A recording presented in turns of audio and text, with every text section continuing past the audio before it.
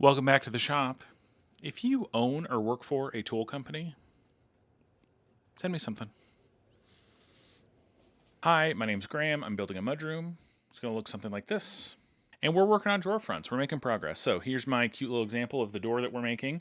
Last time we did the rails and stiles on the router table, and this time we got to work out this center panel. There are a lot of different options for the center panel. The groove that we cut is a 1/4 inch width.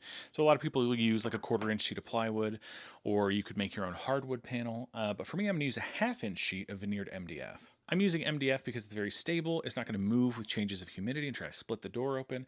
And I'm using a 1/2 inch sheet because I like a premium feel. I don't know what to tell you. I think a 1/4 inch sheet can kind of rattle inside the groove, and it just feels better to interact with like a heavier, more premium door. So in order to fit that 1/2 inch panel into a 1/4 inch groove, we're gonna have to cut what's called a rabbet around the edges. You may remember in a previous video, we cut a dado for the back panel of our cabinet. A dado is a groove that goes through the middle of a piece of wood.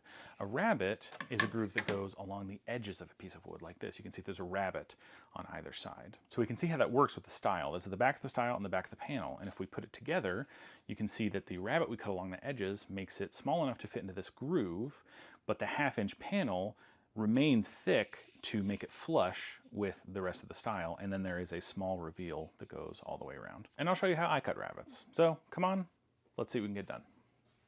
All right, so we'll start off by breaking down some MDF. I have a video where I talk more about how I break down sheet goods, but basically I just cut a strip wider than I need it, and then I flip it around and cut it to size, making sure I cut off that factory edge.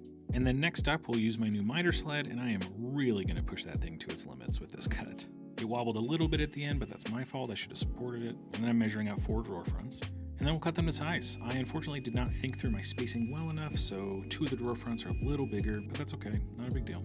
And then I like to cut my rabbets on the table saw, so I'm gonna attach a scrap piece of plywood to the fence, because I'm gonna move the fence real close to the blade and I don't wanna damage it. I'm setting up my dado stack to be 1/2 inch wide and about 3/16 high. I know it needs to be 1/4 inch, but I like to sneak up on that. I set the fence to be right up against the blade and run a test piece through.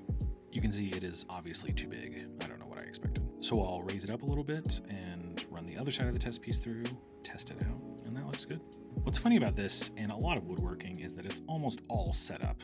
Like now that it's set up, this is all it takes. Just run the 4 sides through. And then you'll see after this, I show you all 4 sides have a rabbet so they can fit into all 4 sides of our rails and stiles. And that's pretty much it for center panels. It's pretty easy.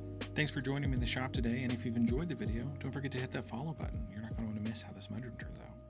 Thanks. Bye.